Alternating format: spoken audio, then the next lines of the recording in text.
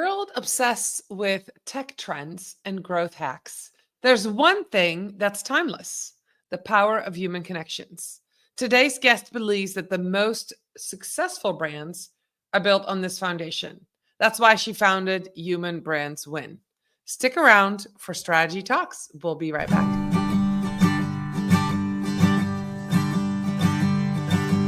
Let's strategize together.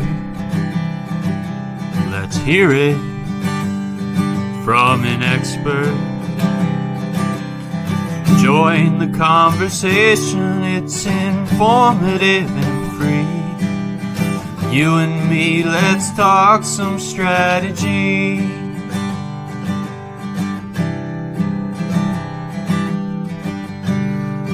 Now here's your host, Morin-van.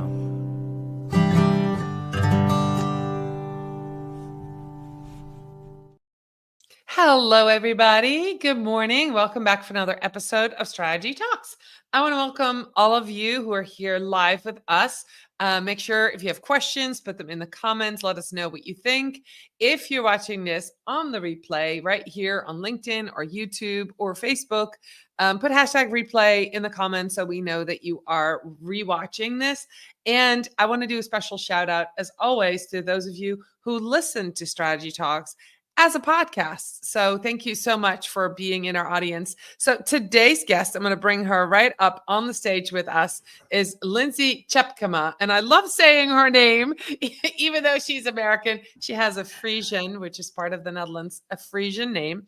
And when you and I met, I knew exactly how to pronounce it. It was really fun. And so welcome to Strategy Talk. Thank you. I love you saying my name. If I remember correctly, you picked up we were being introduced and you picked up my name tag and you were like, oh, Tjepkema, that's Frisian. I was like, say it again. I absolutely love it. Love it. But yeah, that's got to be a tough name to have. People just don't know how to say it, right? And I didn't grow up with it. I married it. So yeah. It's been a wild ride. Yeah. Well, hey, side note, when I first met my husband, I had only been in the US. This is a funny story. 2 months when I met him, and I was an au pair and I was living with a family. And so they asked me who this guy was I was going to go out with on a date, because this was before social media. I go, well, his name is Paul. And they go, well, what's his last name? And with a straight face, I go, Morin. I didn't know what that word meant. And that's something that I had heard. So they're like, they just died laughing. They're like, there's no way his last name is Morin, Doreen. I'm like, it's M-O something. I don't know. Oh, so, gosh, that's amazing. That's amazing. Funny names, funny last names. All right. So, Lindsay, tell me about your journey, especially your journey in the last year. I know you just recently moved to Boston, but there's a lot of other stuff happening behind the scenes. So, set the stage for us a little bit before we start talking about B2B brand building. Yeah. So I spent, at this point, more than 2 decades in marketing. I've always been a marketer. I'm one of those nerds that went to school for marketing, and that's all I've ever done is marketing, specifically brand, content, storytelling, thought leadership. Even before that was a thing, that's what I was doing and what I was obsessed with. 2019, I left my roles, many lives as a marketing leader, to start a company. I stepped into the founder and CEO role and started a company called Casted, where we were a podcast and video marketing platform for B2B brands. Did that for 5 years, helped a lot of brand builders, a lot of people that were in roles like I had been in. And then in April of 2024, I left that company when I moved from Indiana to Boston to kind of get back out of the CEO founder of a tech company seat and come back to my real passion, which is actually doing the brand, content, storytelling, thought leadership for businesses. And so now, for the last several months, I've been working with founders directly, again, not through a software platform, which is great, but just getting right back into the heart of storytelling and saying, hey, let's talk about your why. Let's talk about the why of this business. Let's talk about, the challenges your customers are facing, and weave it all together in a way that is really human, really compelling, and really authentic. And so that's what I'm doing now. Yeah, I love that. And for those of the people that are watching, those of you who are watching, Lindsay's really focused on that brand building. I keep hearing her say that, the B2B, right? And that's, when I talk to other marketers, they say, "Oh, that's so hard." And to hear you've been in that space for 20 years and you love it, there's got to be some magic there that some of us don't know about. So I think that's what today's episode's going to be about, is maybe you transferring some of that magic and that love for B2B brand building onto all of us, especially those who are in-house, might be struggling.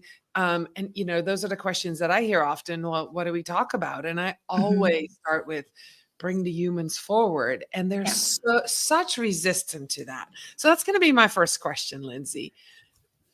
How do we get buy-in, and how do we get people in the companies, especially the C-suite and the stakeholders, to understand that humans, even if it's a B2B, need to be part of your core, of your branding, of your conversations? How? Man. So I've been a part of very, very large companies, and I've helped very, very large companies, and I have been a part of, and I have helped, and I've served very, very small companies. And when you're smaller and there's a founder, maybe you are the founder, maybe you're the first marketer working with a founder, you can go directly to them. You have the luxury of going to them and saying, hey, look, your story matters. And this is what I do all the time. Your why matters. Why did you do this? Why? And kind of digging into that. Sometimes it's uncomfortable. That's one way. Another way which I think is a lot more challenging, is the larger the business gets, the farther away it gets from that why. When you're not working with a founder, you're working with an executive team, or you're not even accessing the executive team. You're working with your VP of marketing, who is, many layers removed. And in that case, I actually go to the other extreme, and no one can or will ever argue with you saying, hey, we need to tell more customer stories. And so if you can't bring forward the founder story, the executive why, if it's too far removed, bring forward the why and the stories of your customers. And that doesn't necessarily have to be, oh, we saved somebody 30%, or we made them $1 billion. It can be like, why us? How is this impacting your life? How is this impacting your role? Just get in and tell the stories of your customers any way you can, which we can get into. But there's always a way. There's always a way too, as I love the way you said it, to bring the humans forward. And if that path isn't the one that everybody's telling you, look for other ones. There are always people in the organization. There's always people around the organization whose stories can be told that will be beneficial for the business. Yeah. And I'm going to pick a little bit more even. I've worked with some nonprofits specifically. I know it's a little bit different than B2B, and we want to move those customer stories forward, but there's sometimes there's sensitive materials where the C-suite, the stakeholders are afraid that there's going to be sensitive information, or they don't want to give the marketer access to the customers. Yeah. How does that work? Because that happens too. Then, there's another barrier. Yeah, there's another one.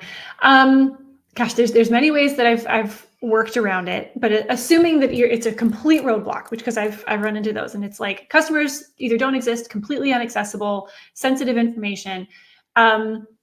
Look inside the company, right? So what product developer, what product marketer, what engineer, what intern, who inside the company can start to tell any type of story about how a product feature was developed, why a new line of business was created, how the company has solved a problem from the inside out. Start somewhere, and say, okay, we can't share this information publicly. That's a roadblock. What can you share? Internal comms, your internal audience is your first audience. So even if you can't publish something externally, ask yourself, like, what could we start sharing internally to get some more of that buy-in about storytelling in general? About, hey, imagine if we are sharing this compelling vision, getting this engagement on stuff that's happening internally, imagine what we could do if we started getting more access to customers, if we could get more access to founder stories or executive why. There's always a place to start. All right, let's talk about storytelling. You've been doing that for a long time. It's a concept that we hear about, we know we should be doing. Is there a storyteller course that we need to take? What are some pointers that you can give to a marketer? Especially, I've got an audience of a good mix of business owners and social media managers, of course, strategists and CEOs, and a big group of people. But somebody who's listening to you and saying, I've been hearing about storytelling. I don't really know if I'm doing it right, or I don't really know where to start. What's storytelling? So I have to admit, I have resisted the word storytelling and story for such a long time because, and I wonder if it's just me, but like anytime I hear storytelling, I honestly think of a bunch of kids sitting on a carpet in a library with a librarian like holding up a book, telling a story. Story time. Right. And I'm like, I don't do that. That's not what I do. And so, and then, okay, it's like, okay, well, that's silly. What is brand storytelling? What is business storytelling? Then I still like that thread is strong. And I'm like, okay, well, what is my story? There has to be a hero's journey. There has to be a beginning, middle, end. There has to be something publishable that has a book cover and illustrations. And that's not true either. Story doesn't have to be whatever it is you're telling, the story you're telling yourself that it is. Story it starts with a why and is engaging, right? So it is going to customers and saying, why us? Why are you facing the challenges that you're facing? And how does what we're doing together help solve it? It goes to your executive and says, why did you start this business? Like, it goes to some of the people that are working in the company and saying, you're really talented. Why are you working here? It's storytelling. Honestly, as simple as it is, literally just asks why and crafts whatever responses come from answering that question. It crafts that all into just sharing it. It shares the answers to the questions of why.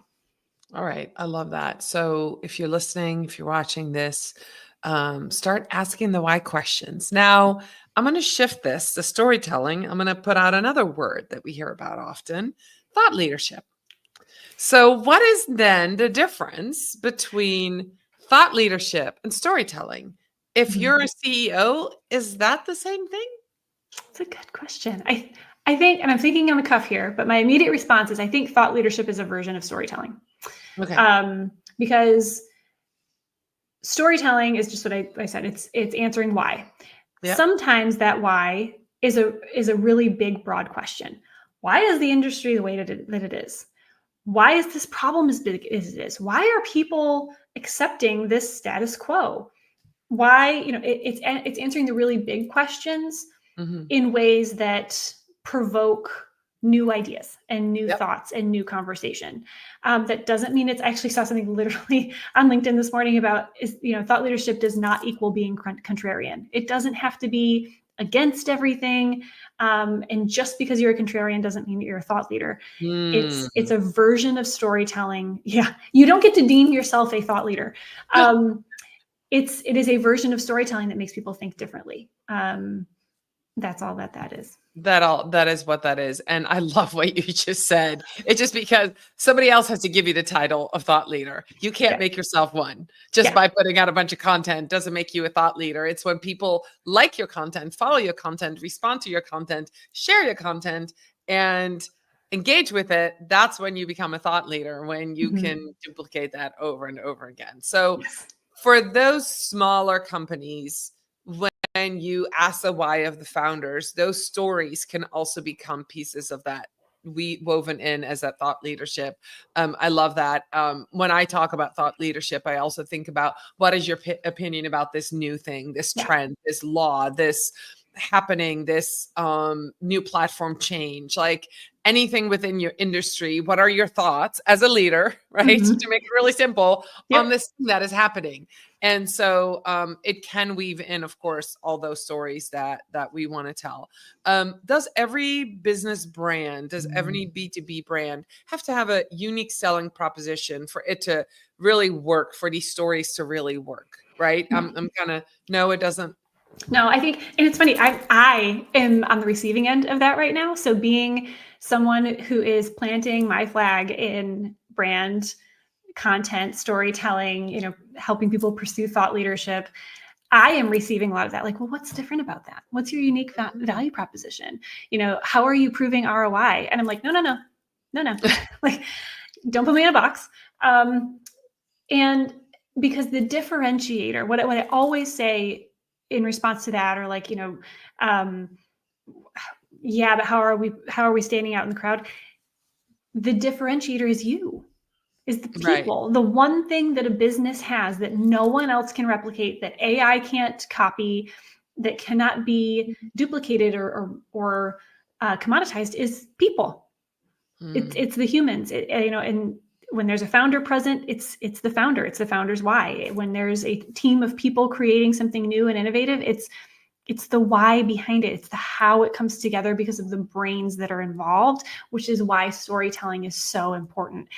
Even if you have two exact same products with the exact same value proposition, Coke and Pepsi, like they're the same thing. It's the story. It is the story behind it, whether it's a matter of it's more convenient, they understand me more, it fits me more. Like, the story of the who and the why is always the differentiator. And you don't have to have a unique value prop to have a unique story.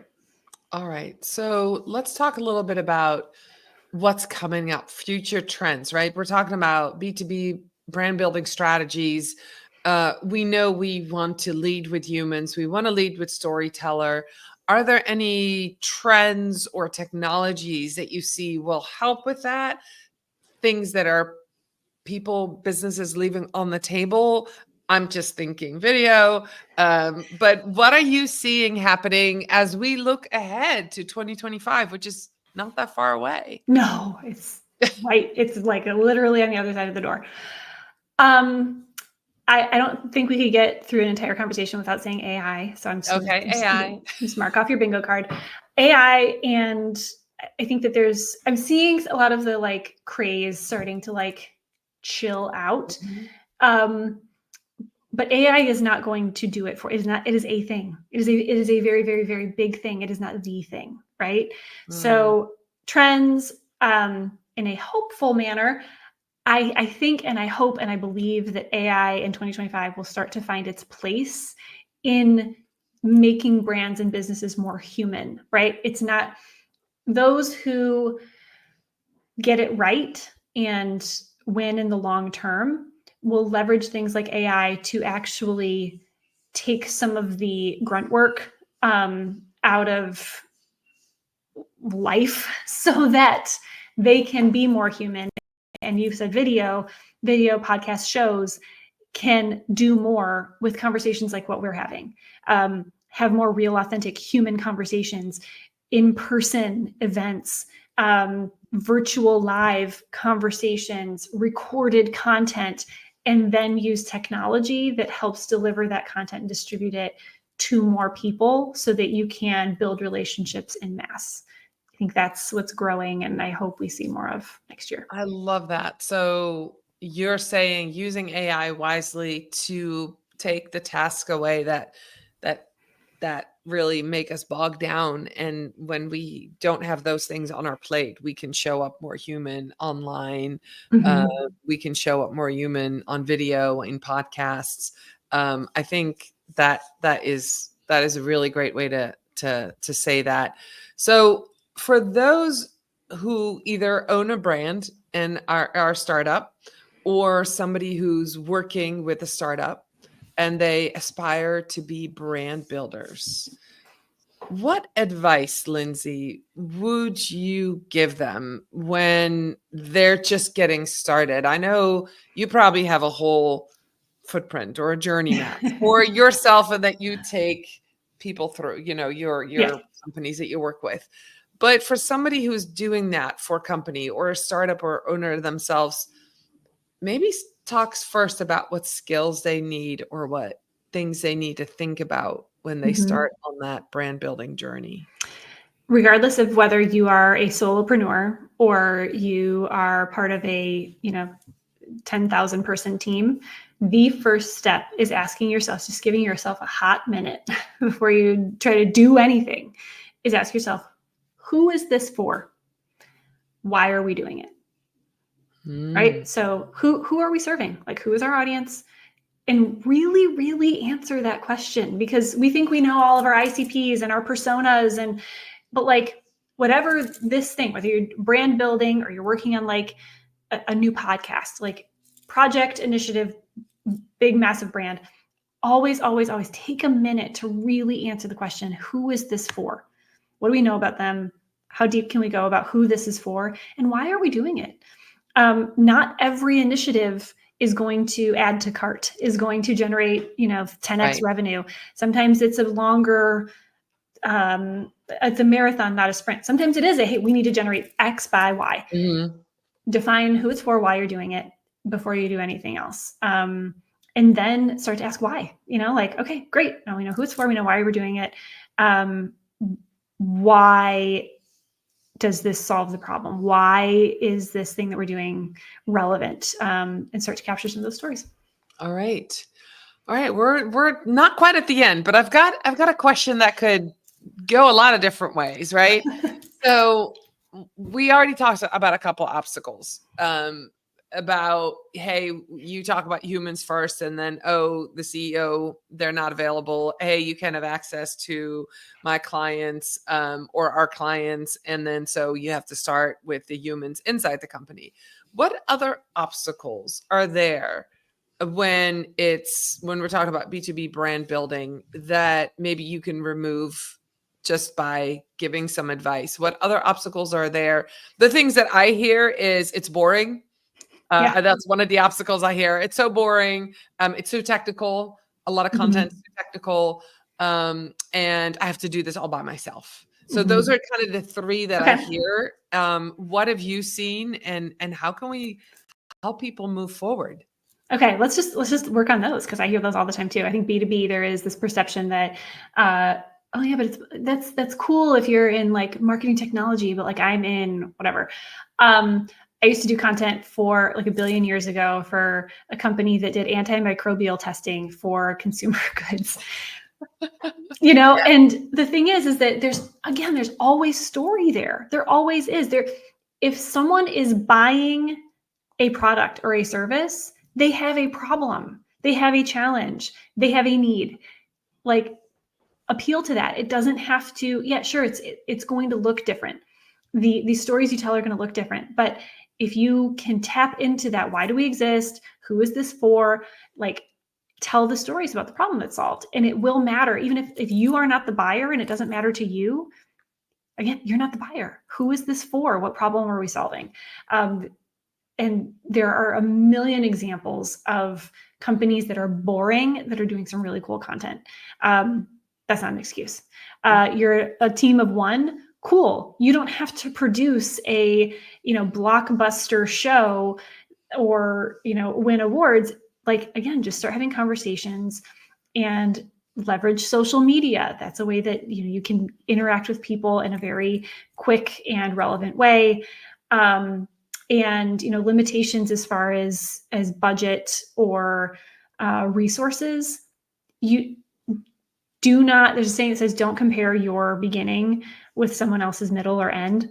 Like, start with where you are. Look at what you got. Like, look at what you're already doing.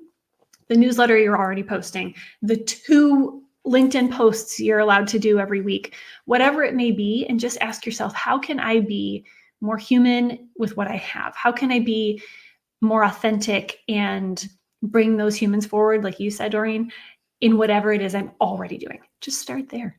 You don't have to start some big new initiative. That's awesome. That's great. Hopefully that helps somebody on the other end. I always, challenge people to challenge me. I'm like, give me an industry. I'm sure I can come up with a piece of content. That's That would kind be of how fun. We should do that as a show. I know. I think it would be super fun because I have all kinds of ideas and all kinds of ways to get ideas forward. You can do this and this. It's the implementation part that sometimes I get deep dive and stuck in, then I'm doing the video editing and the other stuff. But yeah, I like the ideas. I like the thinking of ways to pull people together. Lindsay, if you had a magic wand and you could work with any company in the world because they're either boring and you want to make them more human, or they are doing some amazing things and you want to just be part of that team, which company would that be? Oh man. Well, ironically, you and I met at Inbound, and there you are with your orange glasses, which is not for HubSpot, but it reminds me of HubSpot. HubSpot has been my brand, I have been a HubSpot fangirl since 2012, I think. And to me, they will always be an inbound marketing engine. And now they're like CRM, and they've evolved so much. And I love, I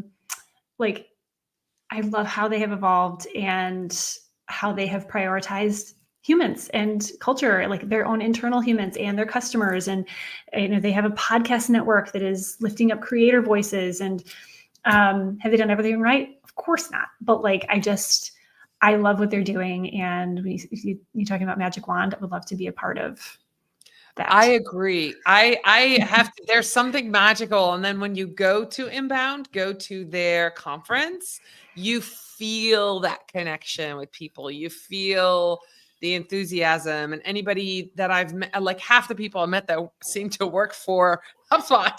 Yeah. HubSpot. This is amazing. They have all their people come to their conference, and I agree with you. They are pretty amazing group. So Lindsay, so you are kind of starting over since April this year, kind of doing something new. Who are you working with? We're getting to the point where I want to lift you up and say, hey, people, connect with Lindsay. Who are you working with? Where can people connect with you? And where can they learn more from you if they're not quite ready to connect with you? Where are you most active on social? Yeah, I mean, if Yamini who's the new-ish CEO at HubSpot is listening and wants to come hang out with me anytime, but really, I work with founders and brand leaders of B2B businesses of all sizes. I have been and I have worked with teams of one and very, very large enterprise companies like HubSpot, IBM, Salesforce. And so if you are a founder or a brand leader of a B2B company and you buy into what we're talking about bringing the humans forward, and you want some help, that's what I do. I work with businesses to help them grow through brand, content, and story. And you can find me, I do a lot on LinkedIn. Okay. And then I have a website at humanbrandswin.com, or you can also get to it at lindsaytjepkema.com. That's where you can find me. Awesome. Thank you. And you and I are both speaking at the B2B forum. Sure are. That is amazing. So we get to meet up again. And so that's another thing that you do, correct? You do training and you do speaking. So I do. That's really cool. Well, I have really enjoyed getting to know you, Lindsay. And now that you're in Boston, kind of nearer to where I am in Vermont, I'm sure we'll meet up at some more conferences, hopefully 2025. It's been an amazing conversation. Is there anything, Lindsay, that I didn't ask you? A B2B strategy or a B2B tip or something that you want to leave our viewers and our listeners with that is do this one thing, or a piece of encouragement? Trust your gut. Tell the story. Stop listening so much to what everybody is saying. Sure, me included. Don't spend too much time on LinkedIn listening to what everybody else has to say. Trust your gut. Do the things. And see what happens. Awesome. Well, Lindsay Tjepkema, thank you so much for being with us today. I'll be back next week with another episode of Strategy Talks. Thank you so much, and I'll see you next week. Bye, everybody.